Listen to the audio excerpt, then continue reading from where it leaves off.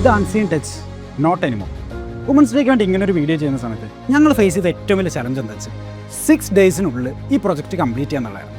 And ഇതുപോലത്തെ ഒരു സ്ക്രിപ്റ്റിൽ well performed ആയിട്ടുള്ള ആർട്ടിസ്റ്റ് വേണമെന്നുള്ള ഭയങ്കര ഡിമാൻഡ് ചെയ്യുന്ന ഒരു കാര്യമാണ്. അങ്ങനെ ഞങ്ങളുടെ ടീം ഒരുപാട് സെർച്ച് ചെയ്ത് ഒരുപാട് പേരിലൂടെ ഫൈൻഡ് ഔട്ട് ചെയ്തിട്ടാണ് കാർത്തികയെ പോലൊരു ആർട്ടിസ്റ്റിലേക്ക് എത്തിയത്. അപ്പോൾ തന്നെ ഞങ്ങൾ ഒരു പരിധി വരെ ഞങ്ങൾ കോൺഫിഡൻ്റ് ആയി. പക്ഷെ അപ്പോഴും ഞങ്ങൾ ഫേസ് ചെയ്ത മറ്റൊരു കാര്യം ഉണ്ടായിരുന്നു. കാശ് സെറ്റിന് ശേഷം നമുക്ക് അടുത്തുള്ള ടാസ്ക് എന്താണെന്ന് വെച്ചാൽ നമുക്ക് നല്ലൊരു ലൊക്കേഷൻ കിട്ടുന്നുണ്ടായിരുന്നു. 6 ഡേയ്സ് ടൈമിൽ നമുക്ക് നല്ലൊരു ലൊക്കേഷൻ കിട്ടുക എന്ന് പറഞ്ഞാൽ കുറച്ച് ചാലഞ്ചായിട്ടുള്ള പ്രശ്നമായിരുന്നു. നമ്മളെ പ്രൊഡക്ഷൻ്റെ ടീമുള്ള റാഷി, ഫാരിസ് അങ്ങനെ എല്ലാവരും കുറേ അന്വേഷിച്ചിട്ടാണ് നല്ലൊരു ലൊക്കേഷൻ കിട്ടിയത്. ഒരു ഷോർട്ട് ടൈം പീരീഡിൽ ഒരു ഷൂട്ട് ഉണ്ടാകുമ്പോൾ സ്ട്രക്ചേർഡായി ഓർഗനൈസ് ചെയ്ത് വർക്ക് ചെയ്യുക എന്ന് പറയുന്നത് ഭയങ്കര ബുദ്ധിമുട്ടുള്ള കാര്യമാണ്. പക്ഷേ നമ്മുടെ ഷൂട്ടിൽ ഇത് ഞാൻ കണ്ടിട്ടില്ല എന്നാണ് എനിക്ക് പറയാനുള്ളത്.